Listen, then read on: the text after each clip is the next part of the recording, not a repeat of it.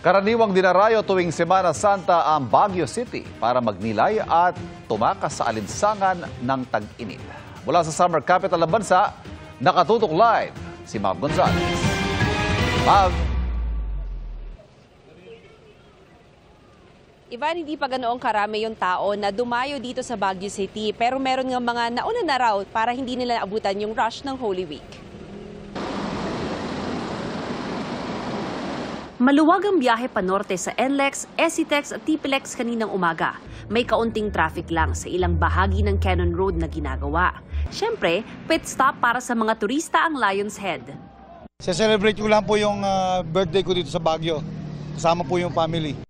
Mabilis pa rin ang biyahe paakyat ng Baguio City. Nasa 4 na oras mula Metro Manila. Kahit tirik ang araw, maraming namamasyal sa Mines View Park.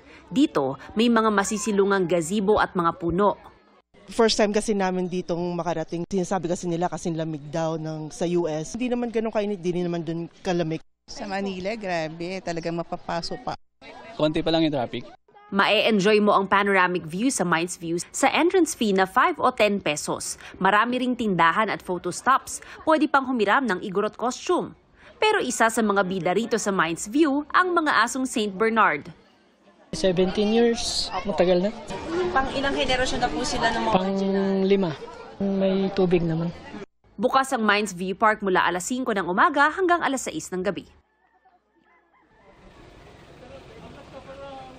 Ivan, dahil hindi pa nga ganun karami yung tao dito sa Baguio City, ay hindi pa rin naman bumibigat yung daloy ng trapiko sa paligid. Sa ngayon ay nasa 22 degrees Celsius tayo, kaya nagsisimula na magsuot ng jacket yung mga tao. Kaninang tanghali kasi hindi pa eh. Pero mamaya ang low natin ay 17 degrees Celsius. Yan ang latest dito sa Baguio City. Balik sa Ivan.